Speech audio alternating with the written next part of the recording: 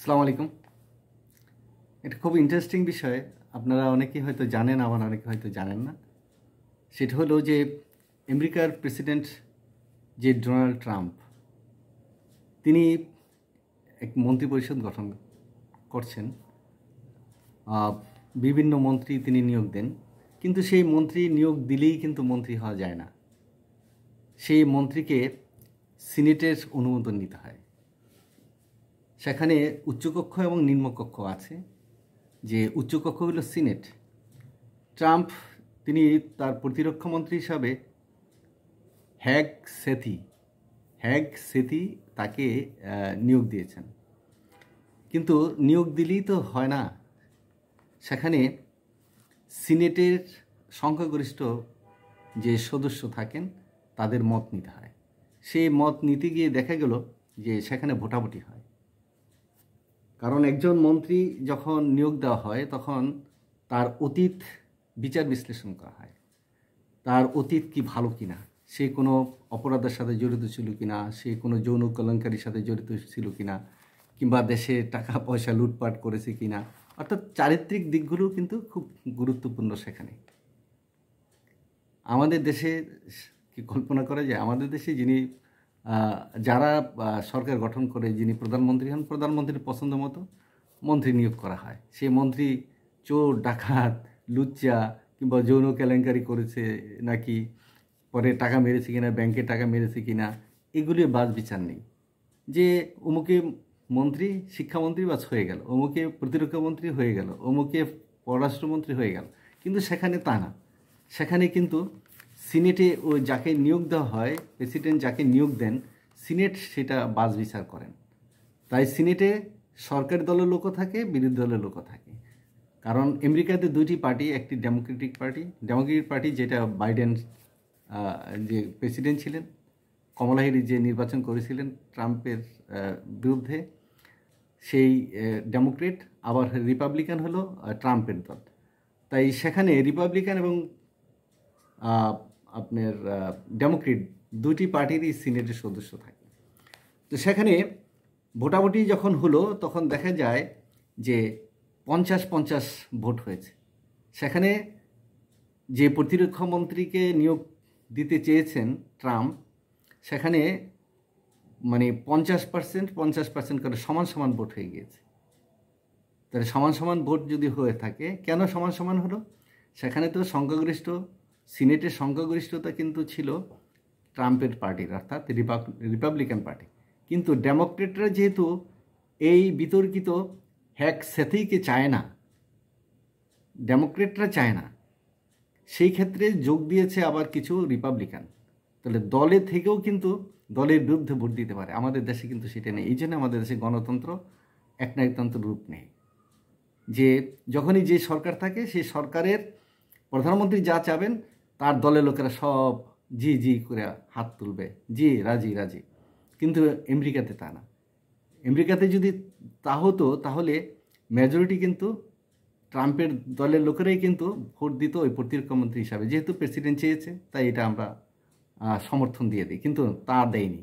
না দিয়ে ডেমোক্রেটদের সাথে কিছু রিপাবলিকানও ভোট দিয়েছে, যার ধরুন 50-50 হয়ে গেছে। আর 50-50 যখন হয়ে যায় তখন সেখানে একটা ভোট, অর্থাৎ 51 জন একদিকে থাকতে হবে। সেই ক্ষেত্রে যে বর্তমান যে ভাইস প্রেসিডেন্ট, ট্রাম্পের যে ভাইস প্রেসিডেন্ট, তিনি তখন তার পক্ষে একটি ভোট দিয়ে তাকে প্রতিরক্ষা মন্ত্রী করা হলো। ব্যাপারটা একটু বোঝার চেষ্টা করেন যে কীরকম। এর নাম হলো গণতন্ত্র। আমেরিকা যে গ্রেট, আমেরিকা যে মানে মহান, কিংবা আমেরিকা যে গণতন্ত্র, সেটাকে আমরা অবশ্যই কেন গুরুত্ব দিই? এই কারণে গুরুত্ব দিই যে একজন প্রেসিডেন্ট তিনি একজন প্রতিরক্ষা মন্ত্রীকে নিয়োগ দিয়েছেন, কিন্তু সেই প্রতিরক্ষা মন্ত্রীকে সিনেটে পরীক্ষা দিতে হয়েছে। সেখানে তার বিরুদ্ধে কিছু অভিযোগ ছিল। অভিযোগের কারণেই ডেমোক্রেট এবং রিপাবলিকান পার্টি উভয় পার্টির কিছু সদস্য তার বিরুদ্ধে অবস্থান নিয়েছে। দেখা গেল ভোটে 50-50 হয়ে গেল, 50-50। সেই এই ট্রাম্পের এই ইচ্ছাটা পূরণ করার জন্য এখন একটি ভোট দরকার। সেই ভোটটিকে তখন ভাইস প্রেসিডেন্ট হিসাবে যিনি আছেন তিনি ভোট দিতে পারেন। এরকম ঘটনা মানে মাঝে মাঝে ঘটে। তাই উনি এই একটি ভোট দিয়ে এই ট্রাম্পের প্রতিরক্ষামন্ত্রী হ্যাক সেথিকে মানে পারফেক্ট করে দিলেন। হ্যাঁ, ইনি প্রতিরক্ষামন্ত্রী হলেন। যদি এই ভোটটি না পড়তো তাহলে তিনি প্রতিরক্ষামন্ত্রী হতে পারতেন না, অন্য কাউকে আবার নতুন করে নিয়োগ দিতে হতো। এই যে ডেমোক্রেসির অর্থাৎ গণতন্ত্রের সৌন্দর্য, এই সৌন্দর্যটা বাংলাদেশে কবে আসবে? এই জন্য তো আমাদের দেশে সংস্কার দরকার, যে নিজ দলের চোর বাটপার হলেও তাকে আমরা ভোট দিই, কিন্তু সেখানে তা না, সেখানে বাছ বিচার করা হয়, নিজের দলের লোকেরাও নিজের দলের বিপক্ষে ভোট দেয়। এর নাম হলো গণতন্ত্র। আমাদের দেশে এই বিধিটা নেই। আমাদের দেশে আছে কি, যে দলের হয়ে আপনি এমপি হবেন সেই দলের ইয়েস বলতে হবে, সেটা অন্যায় হোক অন্যায্য হোক সেটা ইয়েস করতে হবে, হ্যাঁ সেটা পাস। কিন্তু আমেরিকাতে তা না। আমেরিকাতে দেশপ্রেম আছে। তারা চায় একজন যে বিধায়ক হবেন কিংবা একজন যে মন্ত্রী হবেন তিনি যাতে সৎ নির্মল চরিত্রের মানুষ হন, ভালো মানুষ হন, চোর লুটেরা লুম্পেন এই ধরনের যাতে না হয়। তো সেখানে এই রিপোর্টটা আমি একটু পড়ি। লেখা হচ্ছে যে ট্রাম্প প্রশাসনের প্রতিরক্ষামন্ত্রী হিসাবে পিট হ্যাকসেথের নিয়োগ চূড়ান্ত করেছে মার্কিন সিনেট। গত শুক্রবার সিনেটে এ নিয়ে ভোটাভুটি হয়। হ্যাকসেথকে প্রতিরক্ষামন্ত্রী করতে ট্রাম্পকে বেশ ব্যাক পেতে হয়েছে। একজন প্রেসিডেন্ট সারা পৃথিবীকে কাঁপিয়ে দিচ্ছেন, তাই না? সারা পৃথিবীকে কাঁপিয়ে দিচ্ছে।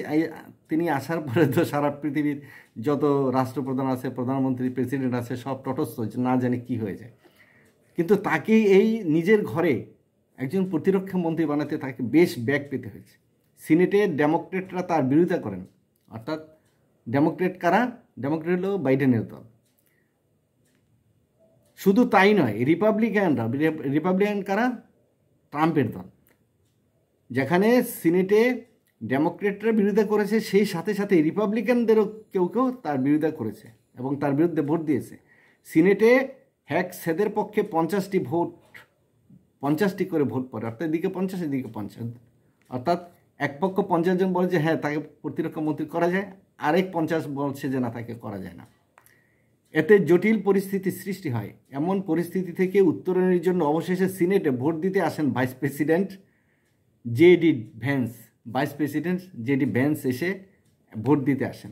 ভ্যান্সের বিরল ভোটে প্রতিরক্ষামন্ত্রী হিসাবে নিয়োগ পান কে? হ্যাকসেথই। ভ্যান্সের বিরল ভোটে যে জিতা, এটা একটা মার্কিন ইতিহাসে এটা দ্বিতীয়বার এরকম ঘটনা আরেকবার এরকম ঘটনা ঘটেছিল। সেখানে এই ভোটে প্রেসিডেন্টের ভোটে মন্ত্রিসভার কোনো সদস্য পদ চূড়ান্ত হয়েছিল, তখন প্রেসিডেন্ট ভোট দিয়েছিল, এবার ভাইস প্রেসিডেন্ট ভোট দিল। কেন এই ঘটনা হলো? তার বিরুদ্ধে অভিযোগ কী ছিল? হ্যাকসেথের বিরুদ্ধে, যিনি প্রতিরক্ষামন্ত্রী হলেন, তার বিরুদ্ধে কি ছিল? অভিযোগটা ছিল তার বিরুদ্ধে অভিযোগ ছিল কর্মক্ষেত্রে তিনি যৌন নিপীড়ন করেছেন, অতিরিক্ত মদ পান সহ বিভিন্ন অভিযোগ তার বিরুদ্ধে রয়েছে। এখন বলেন বাংলাদেশের এই যে সংস্কার কেন দরকার? সংস্কার দরকার এই কারণে যে একজন ভালো মানুষ, সৎ মানুষ যাতে মন্ত্রী হিসাবে আসতে পারে, এমপি হিসাবে আসতে পারে, এগুলি আমাদের চিন্তা করা, আমাদের রাজনীতিবিদদের, রাজনীতি দলগুলোরও এগুলো নিয়ে ভাবতে হবে। তাহলেই দেশ এগিয়ে যাবে। কেউ আর স্বৈরাচার হইতে পারবে না, ফেসিবাদ কায়েম করা যাবে না। ধন্যবাদ, ভালো থাকবেন।